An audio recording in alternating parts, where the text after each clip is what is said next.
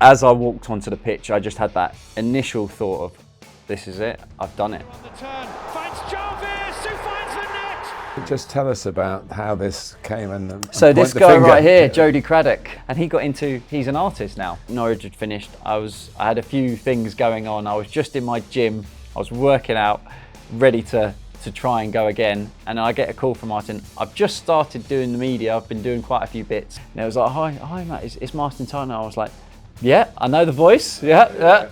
And then I was thinking, this is brilliant. What's he going to want me to do at Sky here? I'm just starting the media, this is brilliant. And he was like, I don't know if you know, but I'm the assistant manager at Woking. I was like, what? I was like, you don't need to sell it to me, I'm in. There's only been me, Freddie Lundberg and David Beckham that's ever appeared on the front of a game magazine, so I was in good company. The Joy of Football podcast. With me, Neil Barnett.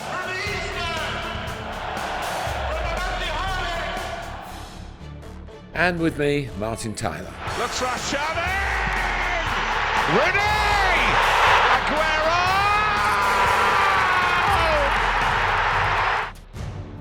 The Joy of Football. Hello, the Joy of Football podcast is in Martin's kitchen this week because we have a guest who is local to Martin, the former Wolves, West Ham, Gillingham, Norwich. Yeah. Premier League Norwich, and we can't forget Woking! left Kicking winger. and screaming, taken to Woking and scored 90 seconds into his debut. Matt Jarvis, who, as we talk, you'll have to excuse him if he shows any nerves, but tomorrow is a big day in his life because I've got my assessment for the CEO and Director of Football course that I'm doing. So yeah. Martin, you've known him a long time. Yeah. Tell us about the course to start with, because we have lots of chats about the media. I was responsible. I held up my hand for making you play for Woking when you didn't really want to. Was he any good? Yeah. Did he tell you he played for England? I missed one cap. Hey, the cap. There is the cap. Yeah. So thanks for bringing that, Matt. So this is one of many avenues you're exploring post-playing. How's it going, and what does it involve? Yeah, I've actually been trying to keep all doors open to a degree, but this is something that I was really interested in doing a while ago, and then it took me a little while to actually decide, right, this is definitely what I'm going to do, and I've been doing it now. It's a CEO and Director of Football course with VSI up in Manchester. Lots of different modules, different parts that you have to learn about, like the financial side and the public speaking side, which actually is something that I've really enjoyed. But tomorrow, I've got my assessment to complete. So lots of stress in the next couple of days, but something that I've really enjoyed, and it's definitely opened my eyes to lots of things that goes on behind. Obviously, I've done the playing side of things, but the other side of the dressing room, in the closed doors, but then obviously higher up in the club, and realizing exactly what needs to be done and what has to be done and how it's supposed to be done and the structure that it's supposed to be done in is really intriguing, and something that I'm looking to hopefully finish the course and then see where that leads me. 25, 30 years ago, we knew what a chief executive did in a football club. Now every club seems to be structured differently. And it's not clear. What's your analysis of that? Yeah, I think that if you speak to every different club's director of football, everyone has a slightly different role. It's not the same exact role in every single club. So it's just about navigating what your strengths are and what the club wants you to do in that role. But also, there's so many different, depending on what league you're in, there's different people for different roles in clubs, and it's just trying to ultimately try to get the best out of you and the best for the club. So that's the hardest part, I'd say. How much of it is organisational skills, and how much is taking your football experience into a position above the head coach, for example? Is it separate, or do the two combine? I think, again, there's two different roles. So you've got the CEO and you've got the Director of Football. And the Director of Football is more linked with the team. And I think the CEO is more of an organisation side of things, and actually being overseeing lots of different people and Who trying decides to. the budget? Well, again, I would imagine it's all on different structures and different teams. I think more that would be obviously with the chairman and the CEO and that side of things, whereas the director of football wouldn't really get involved in that first bit, but then would have the power, I suppose, to then spend the budget in certain ways. So it's a real big eye opener for me to actually see what goes on. And as you say, there's different roles and there's different ways of structuring it in different clubs. So each role will be slightly different, but the actual structure is similar, I would say, overall. It's just different people in different roles. When you were a top Premier League player, you wouldn't have had directors of football and you'd have had managers. Are those managers, do they exist now? And in what role are they? Because the head coach, to me, isn't always somebody now who has managed what I used to recognise as managerial skills. Who am I thinking of? Oh no, never mind. I think for me, my I suppose first real proper director of football, sporting director, was at Norwich with Stuart Webber when I was there. But before that, it was like the manager was the all singing, all dancing. He did everything. He would pick the players that were coming in. He would be like have all of the decisions in the club, and that would be from like food in the training ground to how much the players ran. That was something that's new that's coming in. They have to go, well, no, I want to run them today. They've lost it. And the sports science below, actually, no, you can't because of this and this. Back then it was like, no, you're running.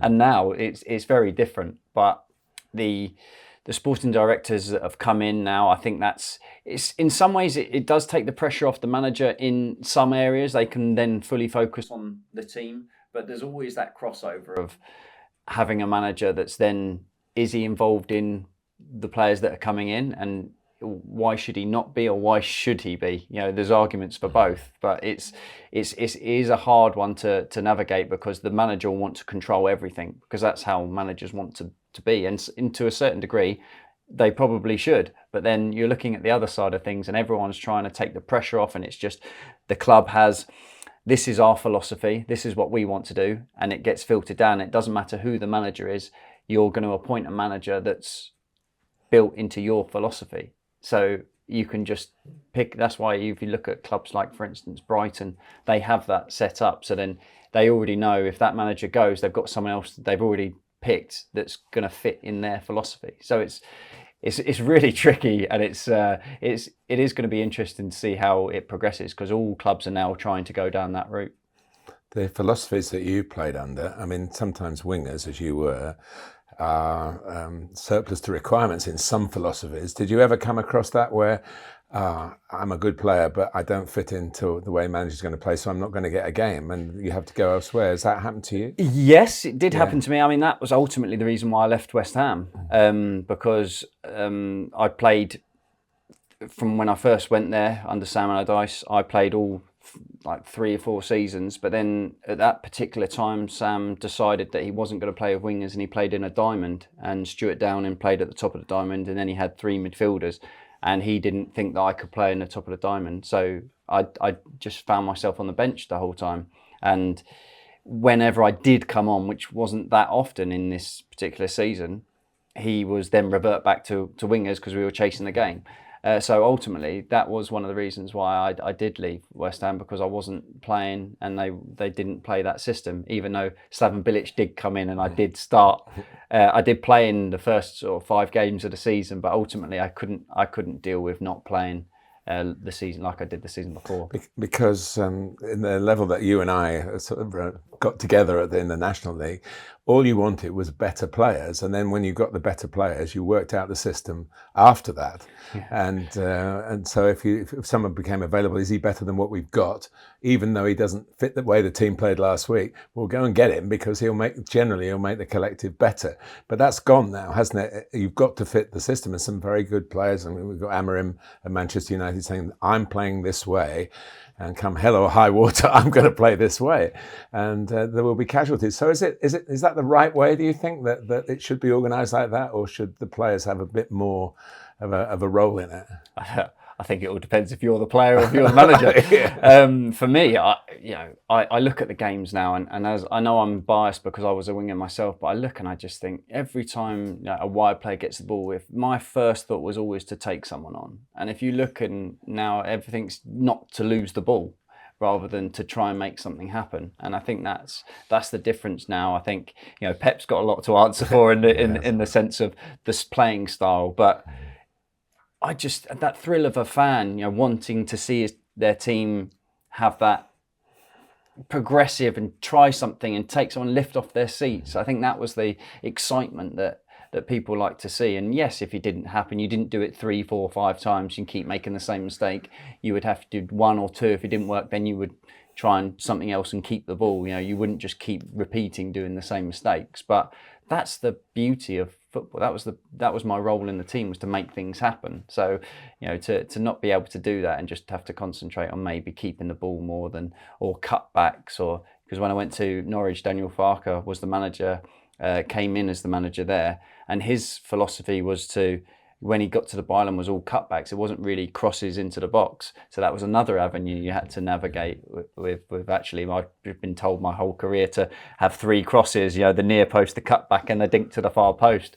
So then wipe out 2 of them was another interesting thing. So if you become, just to finish, if you become a director of football, will you go in with a philosophy which will suit the way you play? 4-4-2. Let's go. No, I think again. I think you have to have an idea of what club you're at, where you are, and to where you want to see yourself progressing. But it's got to be realistic. And what players you've got available. Yeah, I think to start with, you can have your philosophy, and that's how you're going to do it, and then you can start to mould your team.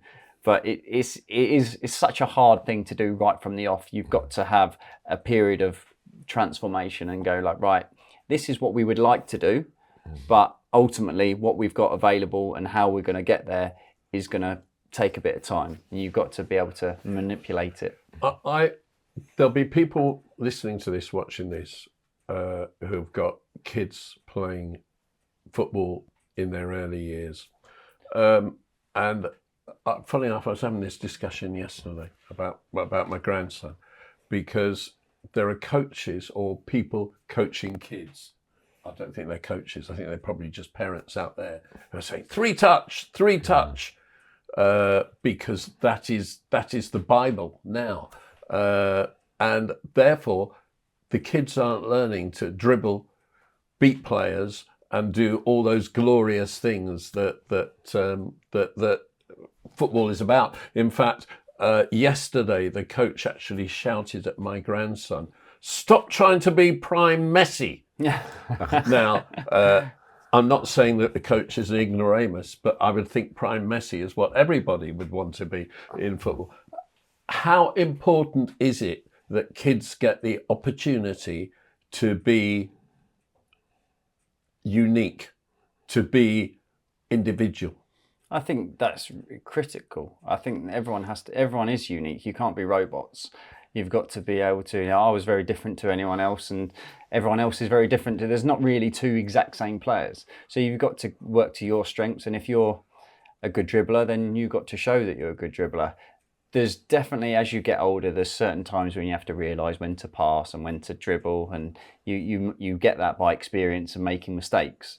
But when you're a kid, like I've got an 8-year-old now, and he's also playing football and also having them coaches that you've mentioned. And I think to start with, he's to be honest, he's tall for his age. I mean, that's not me, but he's tall for his age, and he's got a really good shot. But again, it's confidence. I think with kids, especially, I was throughout my career, mine was confidence based as well. And if you're, for him, he needs to feel confident and go out and do it, and he's got all of the ability to go and do it. And when you're in that sort of, he's 8, so that age just before, I'd say 7, 8 was when, at that point, when you're going into academies and things like that, they want to show what you're about. So it is all about the individual. They want you to get it, to dribble, to shoot, to do all of that. Whereas you're then on the other side going, well, actually, no, you want them to pass. You want them to learn to have 3 touch and to pass.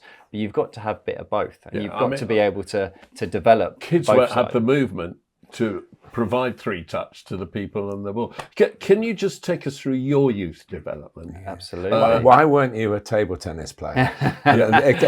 We could tell a story, but tell a story about your parents, and that must have had a big impact on your look at sport right from a very young age. Absolutely. So both my parents were England #1 table tennis players. My mum won the European mixed doubles with Desmond Douglas. My dad was the England head coach of table tennis for many, many years. And they had their own business. So when I've got an older brother. When we were both kids, my parents used to every weekend would go to like table tennis tournaments, and they would take all of the tables, rubbers, bats. They had their own stall, and me and my brother used to go on any stoppage in play. We would be on there playing on the tables. I've got a table tennis table in the room behind you. Oh dear, here we go. And that was the end of the pod. But that for me, the grounding. I was the younger sibling, so I learnt a lot. Obviously, I grew up playing with my brother who was older, but again joining in with him and his mates. So I got used to playing with older kids quite early, and you get used to playing with older kids when you've got an older brother. But I think for me the biggest thing was just having the mindset. I think, and the knowing what they had to do and what they were putting in. I think you sort of just learn that ultimately because you're in it. And I had that determination, I suppose, from a very early age of what, if I was in any sport, because I did football, swimming, athletics, cross country. I was one of them really annoying kids at school, but I really enjoyed it, and I thoroughly loved it. And I now know now I've got kids that it was my mum and dad would just get me out of the house, but I really enjoyed it. So I think that whole mindset was definitely from them, and then they've just encouraged ever since. I mean, I was extremely lucky. My brother, my mum and dad, my mum and dad went to pretty much every single game I ever played in my whole career. My brother he played football as an early age. He was probably better than me technically up until we both got released at the same age. We both got released at 16 at Millwall, and both got told weren't good enough. He unfortunately had knee operations and wasn't able to carry on. But me, I had that sort of moment where I thought, I'm not going to carry on. I just want to play with my mates locally. But a very good scout at Gillingham called Bernie Dillon, who's not here anymore. He was instrumental in getting me to Gillingham because I basically went into the change room after a game at Millwall, and then there was 4 coaches and they were like, no, yes, no, pretty much. And I went out and he was there. He said, look, we got a game tomorrow. I want you to come and play. And I was like, no. It hit me hard at 16. And then he kept on calling me. And it was about 2 weeks later that I eventually said yes. And I went on trial and I was useless. But they saw something, and that was the start of my career at Gillingham. How did you go to Millwall in the first place? Because by now you were back in Surrey, yeah. weren't you? Because you weren't born in Surrey. That you'd come into this soft area where it's hard to find professional footballers. There's not many people that know that, Martin. So I have to say, because my dad is born and bred, but I was born in Middlesbrough, but I was 2 weeks old when I moved to Guildford. Right. So my mum was Guildford, my dad was Middlesbrough, and my mum won.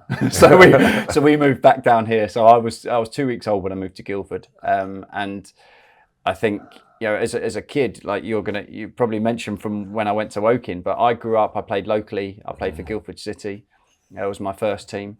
And then I went to Meadow Sports, which is backing onto the stadium. And I spent quite a while at Meadow Sports.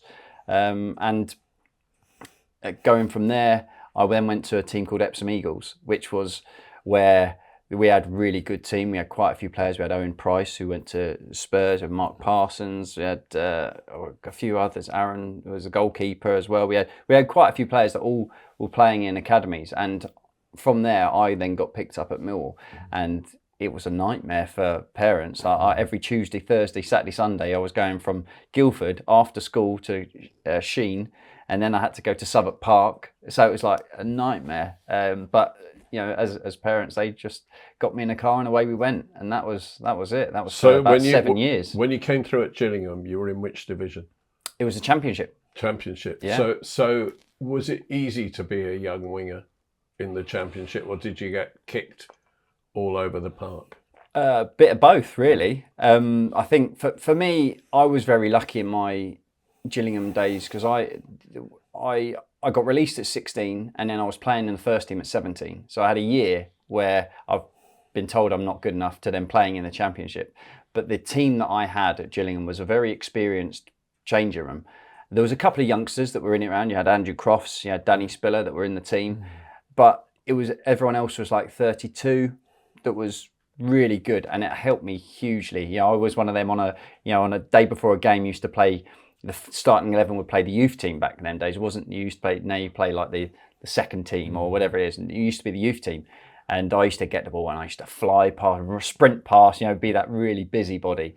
And I remember one day someone just took me right out and was like, "Look, don't ever do that to me again." And you're like, "Oh, okay, right, yeah." And you realise quite quickly. But they looked after me massively, you know. And then that experience of going into a change room that was a lot older, playing in the Championship. You know, my debut was against Sunderland, who at that particular time was the best team in the league. We lost 3-1. But for me, as a learning curve, was incredible. You know, I had Nyron Norsworthy behind me, you know, and he was at that point in that league was incredible. I'd never seen him get beaten. But you had Stuart Downing and Julio Arca were playing up against him, and you're like, wow, you know, they are good players, and you realise that you have to actually really up your game. But they looked after me hugely, and for me, every time they just get me the ball, take him on, go for it, because you had at that age you don't have fear. I think that's a big part of it. You don't have fear. When did you get your mind into a proper professional way, as opposed to being a wide-eyed youngster, grateful and grasping the opportunity? Did there come a point where suddenly you thought, I'm doing this is my job now? And I would probably say in and around that time. I don't get me wrong, I moved out, so I lived in Diggs from 16. And funny enough, I lived with Ryan Bertrand, him and his family, for 3 years. Who lives near you now. Yeah. But weirdly enough, he was obviously in the youth team at Gillingham, and then I lived with him for about 3 years, and then he then signed for Chelsea. And I was like, what? What's going on there? But yeah, so I think he did as well. Yeah, I know, fantastic.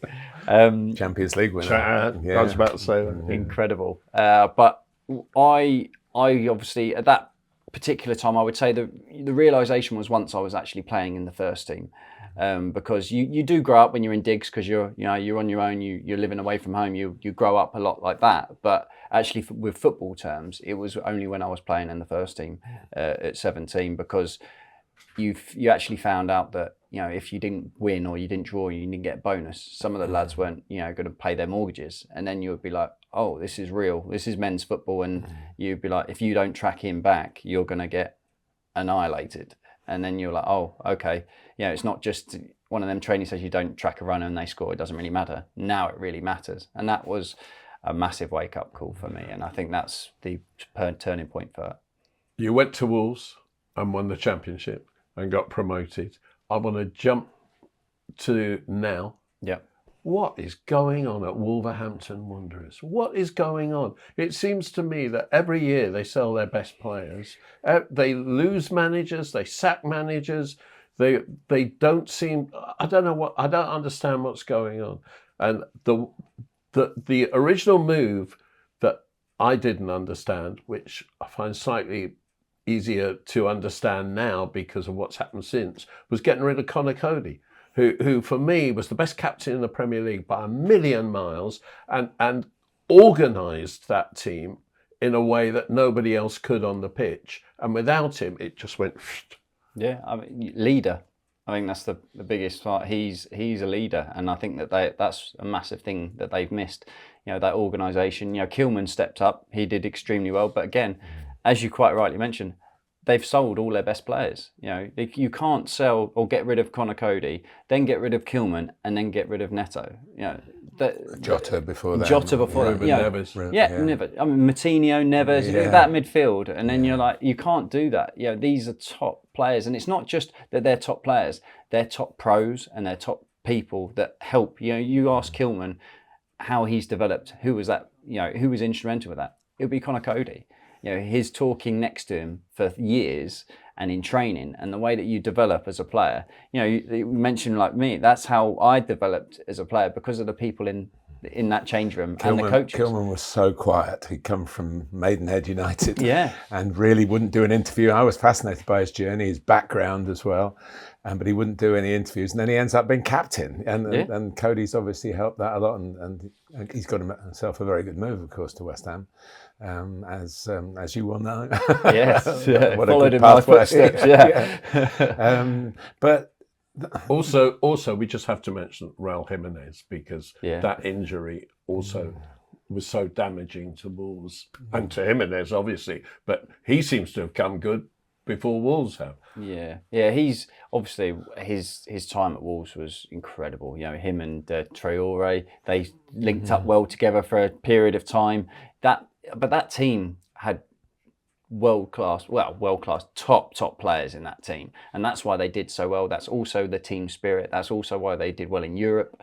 But Jimenez, obviously the injury was terrible, and for him, I think it was probably the right decision. He needed to have a go away where probably everything around it. He needed a fresh start, and he's now reaping the rewards. He's back in scoring goals. But we're talking about players here. What happened at the higher level? You know, why did Lopetegui walk out? What was the role of George Mendes? Now there's another ownership. Just give us a little history on why Wolves seem to be in a mess. has it changed a lot since you were there? Hugely changed, yeah. Obviously, the owners changed. You know, I was the first sign of Steve Morgan when I first went. So that ownership has changed. I think the model of the club's changed. Obviously, they had the promotions, they had the European football, then they've had more of a difficult time. And it's, as we quite rightly mentioned, they're selling. There's not been that investment into the team with the quality players that they had. You get rid of like a Neto and you haven't replaced him. You get rid of a Kilman, you haven't really replaced him with a like for like or a better. You same as Neves in midfield, Moutinho. You can't necessarily get rid of your best players and then not get quite as good and expect to be better. That's a massive part of where they are. They parted company with Nuno as well, that does look a very bad decision as we're sitting here today about Nottingham Forest and what he's done there. I think Spurs as well will be saying the same thing. Well, yeah, exactly. Yeah. Yeah. But for you, how does Wolves rate in the period of your career? Incredible for me. I loved everywhere I went. Gillingham was the start. That's where it all started for me. I loved my time there. Wolves is where I sort of made my name, I suppose. And this picture, just winning the championship with this group of players was phenomenal. Championship was a really difficult place to get out of, and we won the league. So incredible memories. So just tell us about how this came and so this guy right here, Jody Craddock, top pro. Top player, centre half, was captain, was a leader, as we mentioned at Cody, was a top professional, and he's an artist now. Yeah, so of course, we're not everybody's watching us, so we must explain. Matt's brought this wonderful picture of which Jody Craddock painted. This is a copy, obviously everybody's got one, I guess he's done it. Yeah, so he painted the original picture of the championship winning celebration, and then we all got a canvas print of it all. Incredible artist, top professional, but that just former sums him Woking up. player. We found that out today. Well, you found it out today. I found it out today. Yeah, he was plucked. I think he was on loan from Cambridge United, if memory serves me, and of course went on to have an outstanding career. And at that time at Woking, he says, I'm sure, actually was the making of him. Yeah. Unlike the breaking of you. We had very different times, or very times different stages of careers. Very different times in our career. Yeah. But that Wolves set up, my 5 years at Wolves, I absolutely loved. Because Steve Morgan, who you mentioned, you were the first signing of him. He tried to buy Liverpool, didn't he? Yes, he did. Yeah, and he was a controversial owner. I can't remember. Were they losing money? Was that why he sold in the end? I can't remember. I'm not 100% sure why he sold in the end. But he did extremely well at Wolves in my time there. We, as a club, got from the Championship, and then had 2 years. Well, from my time, we had 2 years in the Championship and then 3 years in the Premier League. And that group, my affiliation with the fans, everything was incredible. Obviously disappointed, but it always has to come to an end at some point. But for me, I loved my time there. That's where I played for England. That's where that's where I made my name, really. And just one more question on that. I think that when you go to Molineux, it feels like a Premier League setup.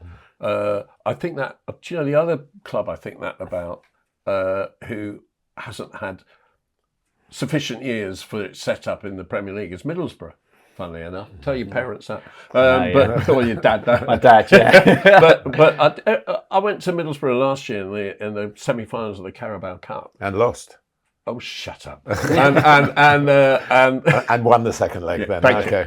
6-1. But it feels like a Premier League setup when you get the big games there. And Molineux always feels to me like it should be a Premier League club. And yet it's been up and down over the years, and it's just looking precarious. It's been way down as well, way down. Terrible financial problems in the 80s. Yeah. I'd still like to think that they've got a chance to stay up. I don't think it's done and dusted. I think they hope to bring in some players because they desperately need to. And then they've got enough quality in that. It's just about, as we mentioned, leaders. I think that's the biggest thing for them. They need leaders, and they need to go out and show and prove what their qualities are, because they have enough to survive in this league. Tell us about England and how it happened and what your memories are of it. Wow. I was at Wolves. We played Aston Villa on the early kickoff on the Saturday. It was the first time that Wolves had beaten Villa in like 20 years at Villa Park. I scored a volley. That was the early kickoff. I'd gone home. I actually travelled back down south because it was the early kickoff. We had the weekend off. So I went back up on the Sunday evening. I just got into my house. I got into the kitchen and I got a text message. And at this point, I knew I was in the provisional squad for England. I got a text message from the FA to say I had been picked for the team. Now, I wasn't completely confident that was correct. I have heard many other stories that have the wind up. Yeah. So about 2 minutes later, I did get a call, and it was from the FA to say, look, you have been called up. You're going to need your passport. This you're going to get. And I was just like, this is incredible. They said you've got about 45 minutes before it gets put on telly and everything, and I was trying to call everyone to tell everyone, and the only people I couldn't get hold of was my mum and dad, obviously. Yeah. Funny story is where they used to live there was there was a local Indian restaurant that they used to go to quite frequently. So I called mobiles, called Houseline. I spoke to my brother, and he was like, you just got to try the restaurant. So I called the restaurant up. I said, is my mum and dad there? Like, yeah. I said, couldn't just put them on the phone, could you? And so I told them there, sat down, so I think they had a celebratory drink. But yeah, that was incredible call up. Just Fabio Capello was the manager. To be called up by someone with his managerial record. Also, because I was playing at Wolves, we were struggling. We were fighting relegation, and the other wingers that you would say in that squad or in amongst the squad was all top 6 clubs, really. You had like Milner, Walcott, Lennon, Stuart Downing, Ashley Young, all playing week in, week out. So for me, it was a massive honour and privilege to then be called up to play within that squad. Fabio Capello didn't speak loads of English, but he was like, when I first met him, when I first got there, was like, he said, are you thrilled to be here? I was like, yeah, absolutely. He goes, that goal got you in. You were close, but that goal got you in. And I was like, wow. That's amazing, isn't incredible. it? Yeah. And in terms of instructions of how to play when you were sent on, was there anything specific, or just go and be yourself? Yeah, I think that's the biggest thing. I actually came on the right of midfield. Jack Wiltshire came off. I came on, and I just remember vividly. Lots of people always tell you, well, as soon as the second half when I was up and down, sprinting up and down, I was always sort of having a look because I was just waiting to come on. I was absolutely, and when I got that, you get that call for you in the corner flag, I was sprinted back, and they're giving you all of these instructions where to be on set pieces, and I'm just trying to take it in, but all I'm thinking is, I'm coming on. This is incredible. And I remember just as I walked onto the pitch, I just had that initial thought of, this is it. I've done it. I've played for my country. No one can ever take this away from me. I've done it. You thought it at the time, because a lot of people say afterwards. I think it's just that instant when I walked on. I was like, also standing there thinking, don't look nervous, because the camera is going to be on you. But honestly, that initial, when I first went, I was like, wow, like this is it. And then I know it sounds silly, but you just get into it. I got quite a good few early touches, and then I had a good opportunity to take players on, which I did. I took corners, I took a free kick, and you then start getting into the game, and you're aware where your normality is, and that's where you want to be, and that's where you practice for. So incredible experience. And I was, yes, it was the one cap, but I was at Wembley. It was in front of 80,000 people. All my family were there, all my friends were there, loads of Gillingham fans, Wolves fans were all there. So I was able to experience that with everyone. Brilliant. You talked about Conor Cody before we started this podcast. You talked to us primarily about Ian's experience, and John Terry was your captain. You were talking about how different he was as a captain. Are those people still in the game, proper captains, or do coaches now not want strong personalities? They talk about wanting leaders, but they don't actually want somebody, to me, to question them. Yeah, I've had some incredible captains throughout my career, all the way through, and they're people that they go and they go and have that conversation with the manager, with above the manager, when it's not really anything to do with them, but they are on your side, and these are the people that are instrumental in that change room. And they're also the ones that go, any chance we could have the day off on they're them people as well. But anything important that's really gonna affect the change room, they go and sort it out. And that is I think is so important. You look at West Ham, you look at Mark Noble, when he wasn't there, Declan Rice stepped up. Declan Rice was instrumental in the way that West Ham did anything. He's gone. Now there's that, who's stepping up?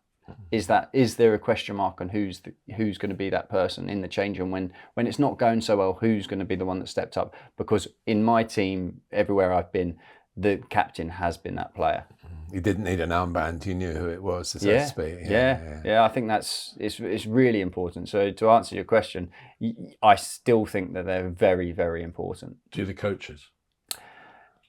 I think the coaches need them as well, because they are the ones that if you are in a good place with your captain, they are your person in the change room that runs it, and they're not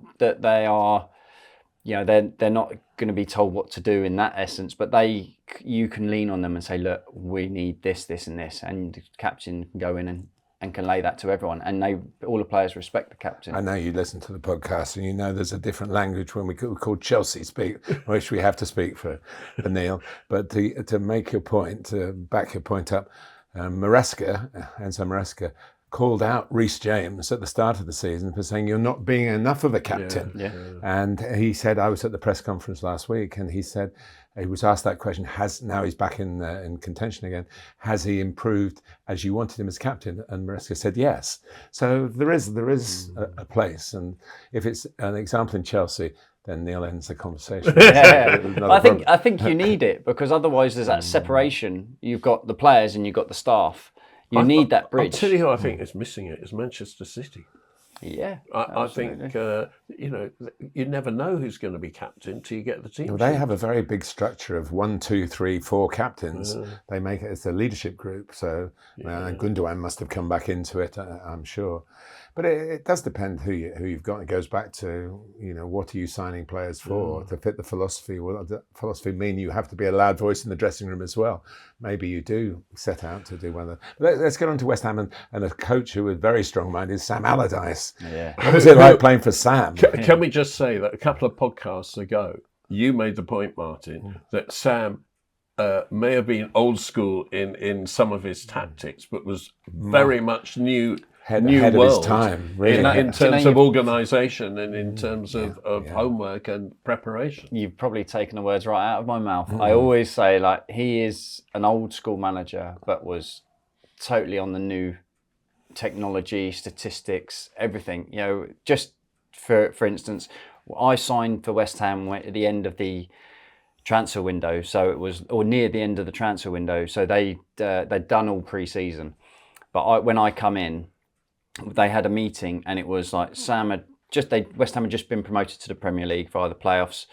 So he was like, right, for us, we want to finish 10th in the first season in the Premier League. To finish 10th, he'd worked out with all of his staff, to finish 10th, you need this many points. That's this many goals scored, this many conceded. That's this many wins, losses, draws. That's, he went into fine detail on all of it. And then he broke the season up into 8 games, I think 8, 6, whatever it was, all the way through. And it was like, right, the first 8 games, we had a reasonable start to season. He was like, we want 10 points. I think we got 14. But then you would review that game, and then that section was gone. And then you would go on to your next one. So as the season progressed, if you were in a run that was really good, you can review it. And if you were in a not so good, where you were like lost 4 games in a row, potentially, you could have 3 in 1, and you would review that, and it's gone. And then you were already there with, we've only lost 1. We're on to the next one. You can go like that. And everyone, not that he used this, by the way, but not that he used it, but when we first went there, we all had to do like an assessment where it'd show whether you were red, whether you're a fiery and angry person, to where you could actually, the manager would be able to speak to you in the right way. And, if you were fiery, he wouldn't come flying at you. How did you do that? How was the test? It was all online. He had all this, what I mean, it was all online, very new, very, I hadn't done that anywhere else. And as I said, not that he used it, because he would go off and shout, and if you were red, it didn't matter. I wasn't the red, by the way. But it was he was very new on that side of things. But on the other side, he was old school in the sense that he was massive on set plays. We worked on it tirelessly. Even to the degree I mentioned before we come on, yes, it was corners, it was free kicks, but it was also goal kicks. It was also free kicks in our own half. Yeah, our goal kicks. It was also free kicks in our own half. And I mentioned I had to learn a new part of art of it, because I was the one that then had to pin the centre half when the goalkeeper took his kick. The centre forward would go up and try and win the header, and I'd be the one that have to pin a centre half and try and get the flick on. And that was another side of things that you have to adapt and learn. And did that come as a real culture shock for you? I mean, did you get into it straight away and think, we're getting points for doing this? Yeah, I think that's the beauty of it. If it comes off, I was saying about Arsenal and the set piece, why have they got a set piece coach? And now they're scoring from set piece. Everyone's like, oh, okay, well, why don't we get a set piece coach? Yeah. When you see the result, then it's a lot easier to take it in. And you see the importance of it. And for me, I was always quite in that side, not a goody two shoes, but if someone told me what to do, I would go and do it, because ultimately they're picking the team, and they're wanting you to do that. I always try and do, as we mentioned about being a wide player, you do have that license to go and do what you want at certain occasions. So I'd never wanted to lose that, but you do get drilled in other aspects. You were still at the old Berlin ground, the old Upton Park, where the atmosphere was electric often, but also it could be quite aggressive to their own team. And Sam wasn't the most popular West Ham manager ever, because the old West Ham way, which wasn't his way, he was bringing in this new automated way. How was it playing at home at times? Tight to the touchline. Yeah, well, as I mentioned, being a wide player, I was very close to it all. I've had the experience of playing as an away player and as a home player, and both are incredible for different reasons.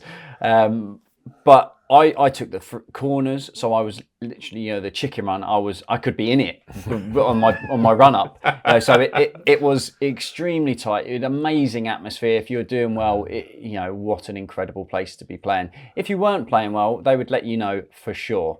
And that's when you can then feel that little bit of suspense and extra pressure, I suppose. But you are drilled. You are working on stuff each day that you know what you're supposed to be doing. So yes, you are extremely close to them. I mean, they are touching distance to me, but you have a job, and what you're trying to do on the pitch. Yes, it can take over in spells, but Sam was very pragmatic, knew exactly what he wanted on the pitch. So we were trying to deliver that. And yes, he would take a lot of that pressure on himself, take it away from the players and put it all on him. And that's, as a player, all you want is your manager to back you, and that's what he did. He didn't need a director of football, did he? He didn't. He was not even but that's going back to how we started the conversation, really, as to the way that the game has developed in that sense of who has the powers as a broadcaster. I've asked the people that I've worked for this season to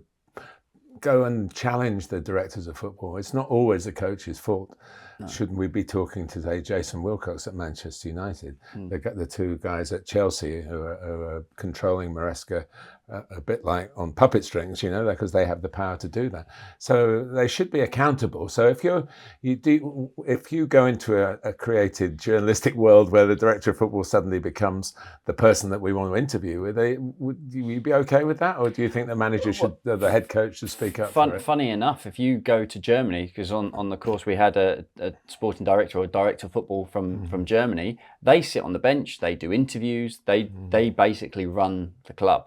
And they are the person that you speak to. They're in the change rooms. They are, as I said, sat on the bench. They do all of the interviews, post and after games. So ultimately, is that where it's going to be in the future? They also sack the head coaches as well, don't they? So yes, they do. They are a bit of a protected species. And they should also get praise when they're doing well. This is not a witch hunt or anything like that. I mean, look at Liverpool's squad at the moment. Look at Brighton and Bournemouth and and they've got Richard Hughes just gone to Liverpool, hasn't he? Who was a player in the Football League, and he deserves praise. Look, it's astonishing how well they've done, and he's not been there that long. He might probably pass it on to his predecessors in terms of the praise, but that's where it should work. But if you're West Ham, where I know you go as part of the hospitality package, if you're a West Ham fan, you can get Matt Jarvis talking to you before the game, giving these pearls of wisdom. Let's just, before we leave that, just one other thing. We've talked a lot about the work of a professional, but what about the relationship between the professional and the supporter? Because we talked a little bit there about West Ham. When you're training, did you used to talk about how the crowd responded to you and whether or not they were good supporters or not? Did it have an effect on you? I think for me, it made my mind up a lot quicker. Even if, for instance, if I received the ball and my first touch was forward, and then you could feel the crowd behind you sort of lift, then it would make my mind up to go and take someone on. Even though that was probably my first thought, it would be a reassuring, go and do it. If it's on the other side of things where it's not going well and I had the touch and maybe I turned back and you can also hear the groans and thing, you'd be like, okay, you can feel that the atmosphere is not right. Maybe next time, even if I probably shouldn't, I'll maybe try it because it might help the situation. But you're going into games, especially big games, West Ham's, Tottenham, Wolves, West Brom, going into games there, you don't have to be told what the crowd's going to be like. You don't have to be told the importance of the game. These are things that when you go to a club, even if you're a foreign player, you're coming into a club, you get told very early on, these are the games that are most important, in that league. So as far as a player, do you speak about it in training? Not really. I think it's just the intuition on the pitch that, for me, especially as I say, as a wide player, you're so close to the crowd, you can hear it all, the good and the bad. So you can make the most of it in a positive way, or you can let it shrink you and be ultimately the other way. Do you remember any shouts from the crowd at you? I mean, loads. Loads. I've had many. But the best thing for me is I've always had, if I'm getting pelters from the crowd, it's obviously because especially the away fans, not the home players, that's very different. But if it's the away fans, it's obviously because I'm doing something right. So I used it as a positive, and I'd turn around and I would smile and make it even worse. But I used it as, actually, I'm playing well, so that was a good thing. Yes, on the other way, if you're not playing so well, and you can hear the whole. Could you hear specific shouts? I mean, of course you can. Are there statements or cracks that you can remember? Probably not that to be used on camera. But you can. Anyone who says that they're standing there taking a corner and can't hear anything is telling lies. You can hear everything that goes on. You can't shut it out. You can't shut it out. But you've got to. The players now. You've got to be able to. You've got to have that thick skin. It's all. People go to games because they want to vent about their week. They want to do their, support their club. They want to do anything that they can to put you off, and you've just got to embrace it. That's why I used to smile and laugh, because if it affected my game, then they were winning, really. So you've got to try and compartmentalize that. Actually, that's outside of I can't control that. Let's just control on me. What am I going to do on the pitch? And have you come across players who've had to have mental toughening to deal with that? Because mental health is obviously a huge subject now, and rightly so, I believe.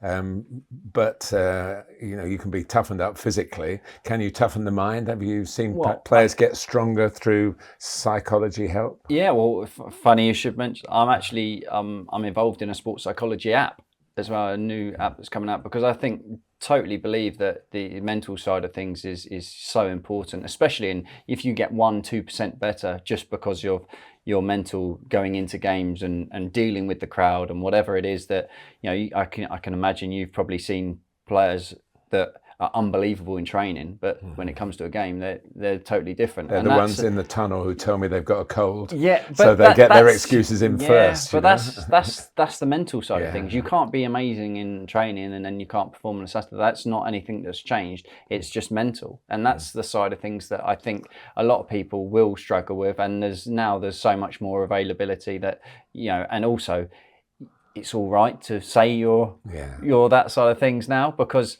when I was coming through, if I mentioned anything about anything, so that you're not strong enough, you're not mentally, you're weak, you're out. Yeah. That was it. Right, I've got two very important questions now. Who was the best fullback you played against? Who's your favourite winger now? Oh, good questions. I was very fortunate enough to play against the best fullbacks in world football, really. Zabaleta, Glenn Johnson, Ashley Cole. I think he's the best fullback that's ever played in the Premier League. So I will say, actually, I only ever played in the right wing for 2 games a season, and that was when we played Chelsea, because I had to chase him back. But then you've got the likes of Ivanovic, the incredible players that were so good. But for me, Ashley Cole was the standout always. As far as wingers now, how many are there as wingers? I like Doku because he gives that unpredictability. I think he's got a lot that he can do, and it's his end product. I think the Southampton winger, a young kid, he's doing extremely well. Yeah, he's doing extremely well. But again, raw. I think it's the ones that they've got no fear. And I think that's a huge part of it. But they are inverted now. Yeah. How often were you switched? Well, you're 2-footed, aren't you? Thank you, Martin. But you must have had a preference to play. I always played on the left. But the reason being is because that was the first position that came up when I got into the first team at Gillingham. The position was left wing. Paul Shaw used to play there, and he was ill, and I got in as left wing. So I was right-footed at that point. So I had to learn and practice, and that's where Terry Connor at Wolves was instrumental. But I got to a point that I was able to use both feet. So I still much preferred playing on the left, because I was able to cut in and use my right to shoot. But also I had that dribbling with my right foot, and to be able to, when you faced up your fullback, if I knocked the ball down the line with my right foot, I'd already made my first stride past him. Whereas if you're on the right and you knocked it with your right, you then have to drag your left foot first to go past.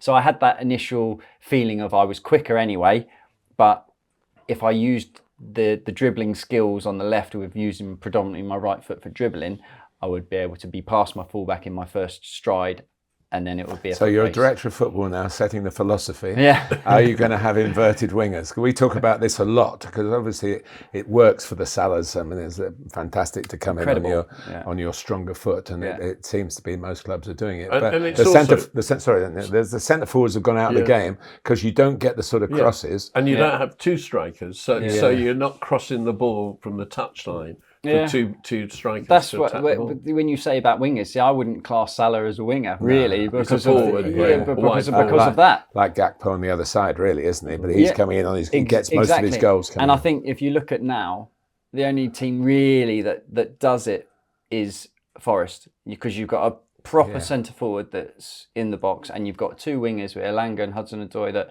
actually want to put crosses in.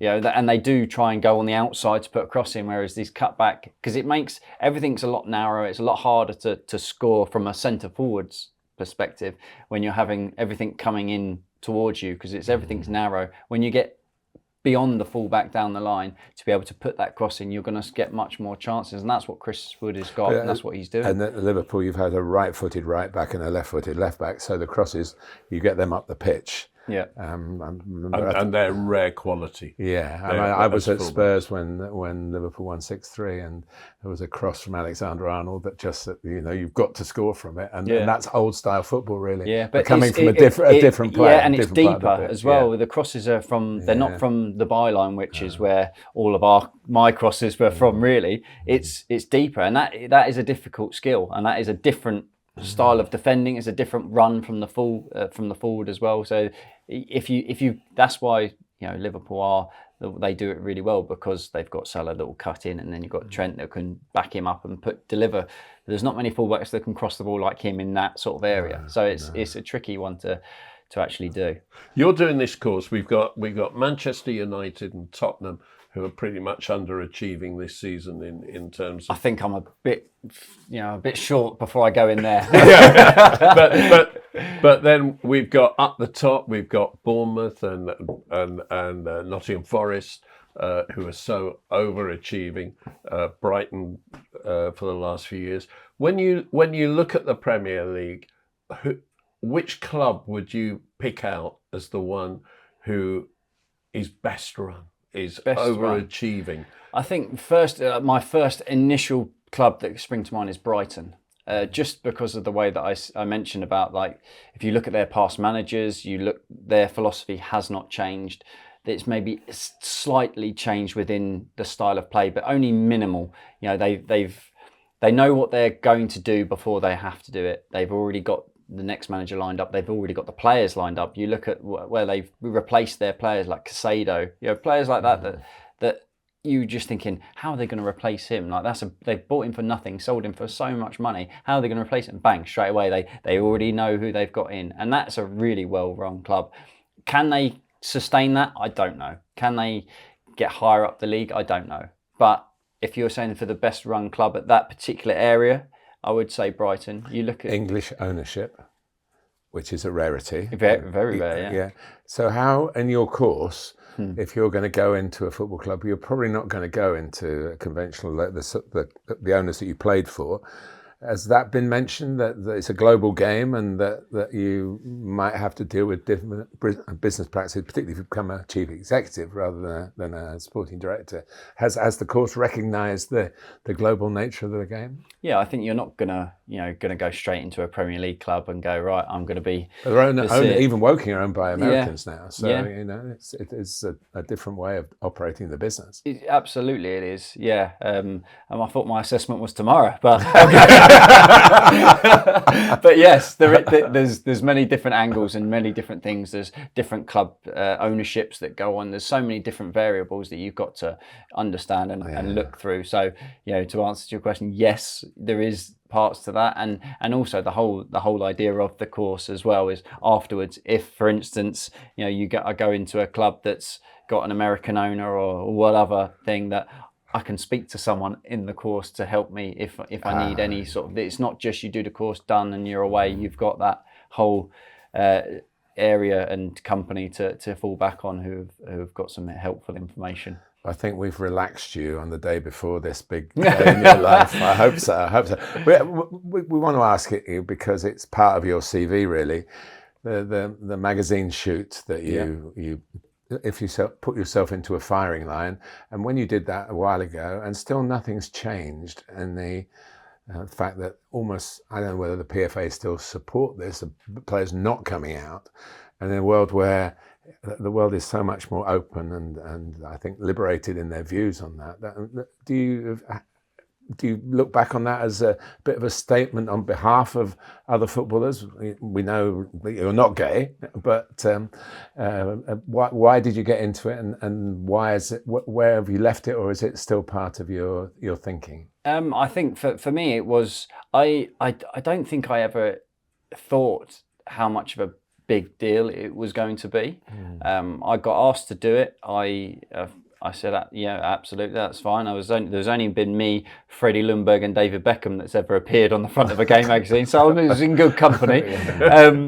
But I genuinely didn't realise how much of an impact or how much of a big deal that was. And then I think after I did it, I would say for the next 2 years, after any interview I ever did, that was brought up. And I think that I was able to hopefully, get the stigma of this in football. I think I was able to help. As you mentioned, I don't think it's improved much. I think Hitzelsberg come out after he's finished playing, which you just start looking as I'm pretty sure at some point there's got to be a player that's going to come out while they're playing, but I don't know if it's going to be anytime soon. I think there's lots of, even at West Ham, the Pride of Irons is a LGBT community. I've been involved and done lots of events, or I've been to a few functions with them, and it's actually including everyone to go to the stadium and feel accepted, feel happy, and feel well done. So hopefully it's something that can continue. But it is amazing that with so much openness in the world now, that football seems to be fearful for those who would be the trailblazers. Really, were you aware of any gay players? I wasn't. No. I mean, it is incredible the impact that had. I mean, even I had people go, I didn't know. I was like, I'm not.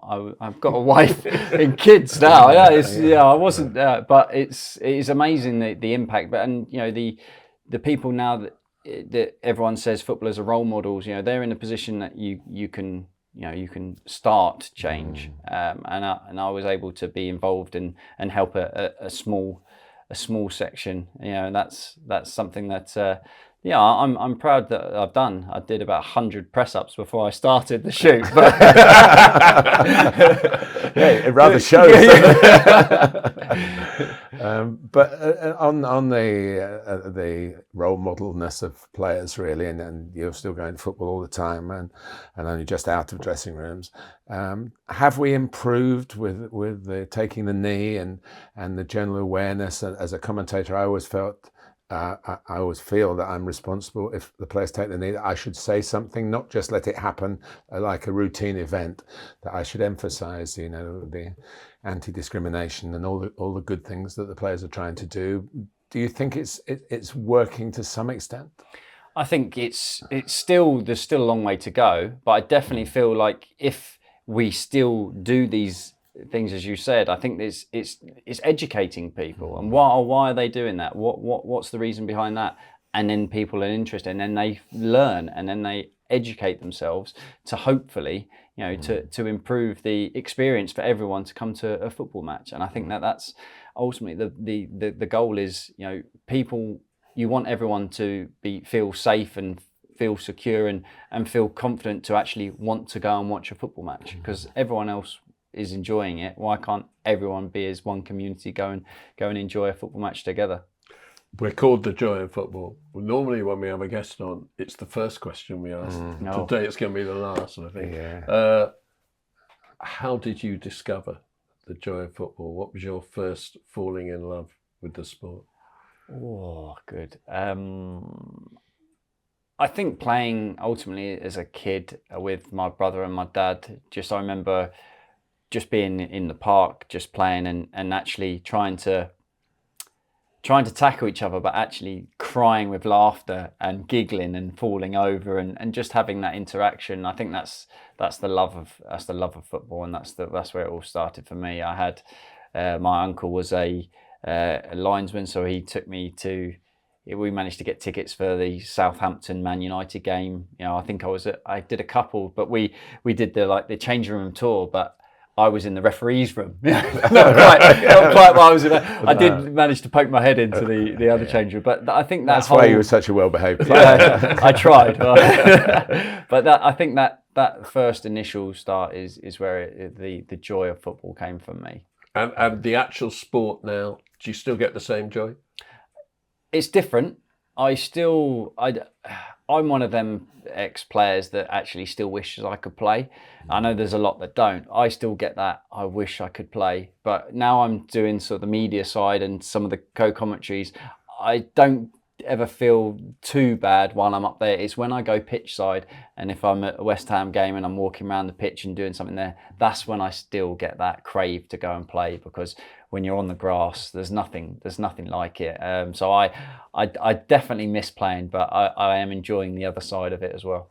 Well, you should thank a certain football club in Surrey for extending your playing career and giving that very special moment where you came on against Maidenhead United. And just remind us what happened. Oh, amazing. I came on, I think it was my second touch. Everyone says it was my first, but I actually had a touch just before. Scored straight away from a cutback from Heidi. Yeah. Who you thought he probably was trying to shoot, but he claimed the goal, I think. But Jake scored, Hyde, anybody who knows him will know what we're talking about. I scored, and then I got an assist, and we were 0-0 when I came on, and we won 2-0. Perfect, yeah. Incredible start. But I remember, I remember the phone call I had from Martin, because my contract in Norwich had finished. I had a few things going on. I was just in my gym. I was working out, ready to try and go again, and I get a call from Martin. I've just started doing the media. I've been doing quite a few bits.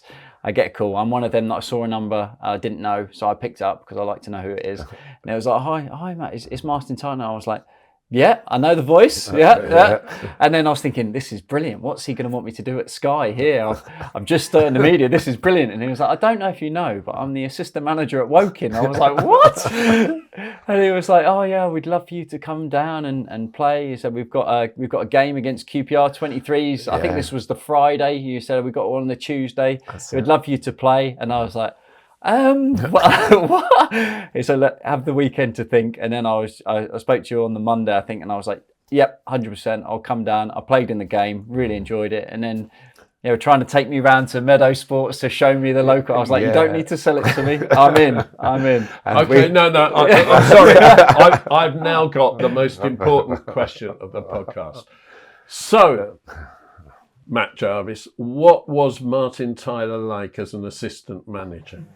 Well, he took the warm-ups, which I could not believe. But also, you had at that particular time, you had Alan Dowson, the manager, who is from up north. You can't really understand what he's saying, so he was shouting and screaming, and the language at times probably wasn't there. And then you would have Martin come and say his bit, and he would be like, lads, let's go out and enjoy it. Let's perform. Let's put on a show for everyone. All very calm, very chilled. And you're like, the contrast between the two was incredible. But yeah, Martin was great. His warm-ups were especially I think fun. The only reason I survived because they could understand me and they couldn't understand Douse. But it was great. And that moment for both of us, I think, was worth it, wasn't it? That's a very special moment. I banged my head on the dugout, I think, jumping up in joy. It was great. And football's like that.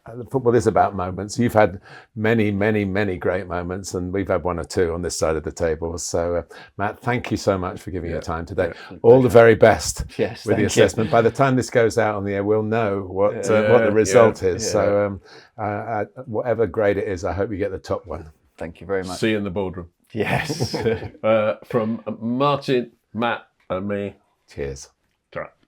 Thank you to Matt Jarvis, great guest. Thank you to Martin Tyler for the pastries from the local cafe. Thank you to you for listening, watching all the way through. Don't forget, if you like it, subscribe, do all those things that you do, and you can get more involved on the Patreon, and you can also follow us in writing on substack.com, The Joy of Football. Stay in touch. We want you to share our joy of football.